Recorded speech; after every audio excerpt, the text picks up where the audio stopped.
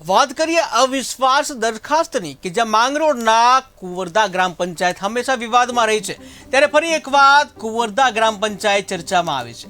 ગામના સરપંચ અને તલાટી પોતાના મનસ્વીપણાથી ગામનો વહીવટ કરતા સરપંચ વિરુદ્ધ અવિશ્વાસની દરખાસ્ત દાખલ કરવામાં આવી કે જેમાં વિસ્તરણ અધિકારીની હાજરીમાં 8 સભ્યોએ સરપંચ વિરુદ્ધ અવિશ્વાસ દરખાસ્તમાં ટેકો જાહેર કરતા દરખાસ્ત પાસ થઈ ગઈ હતી.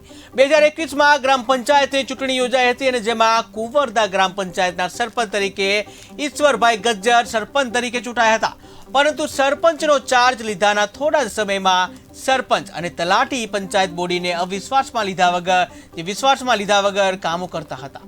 જે કામો થયા હતા એ જ કામોના બિલ મૂકી નાણાંની ઉચાપત કરી હોવાના સભ્યો દ્વારા આક્ષેપ કરવામાં આવ્યા હતા. સાથે માંગરોળ તાલુકા વિકાસ અધિકારીને સરપંચ વિરુદ્ધ 18 ડિસેમ્બર 2023ના રોજ અવિશ્વાસની દરખાસ્ત રજૂ કરવામાં આવી હતી, જેના પગલે ગ્રામ પંચાયત સભ્યોની વિશેષ સભા બોલાવવામાં આવી હતી, જેમાં સરપંચ સહિત 9 સભ્યો હાજર રહ્યા હતા.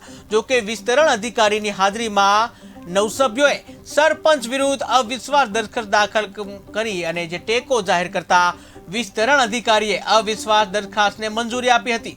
સરપંચના મનમાની અને ભર્યા જે શાસનનો અંત આવતા હવે જે ડેપ્યુટી સરપંચનો ઇન્ચાર્જ તરીકે સરપંચ તરીકે જોવા મળશે, એટલે કે ઉપસરપંચ જે હતા એ હવે સરપંચ તરીકેનો કાર્યભાર સંભાળશે.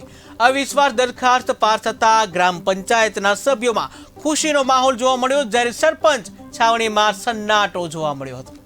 જે કુંવરદા ગ્રામ પંચાયતની સામાન્ય સભા જે તાલુકા વિકાસ અધિકારીના આદેશથી રાખવામાં આવેલ અને એમાં સરપંચશ્રી સામે ટોટલ 9 સભ્ય હાજર હતા.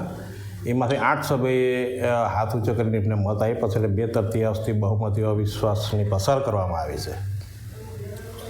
એટલે જે અવિશ્વાસની દરખાસ્ત હતી એ પસાર થઈ ગઈ છે. આવનારો સમય હવે ક્યારે ડેપ્યુટી સરપંચને ચાર્જ આપવામાં આવશે અને ક્યારે ઇલેક્શન કરવામાં આવશે?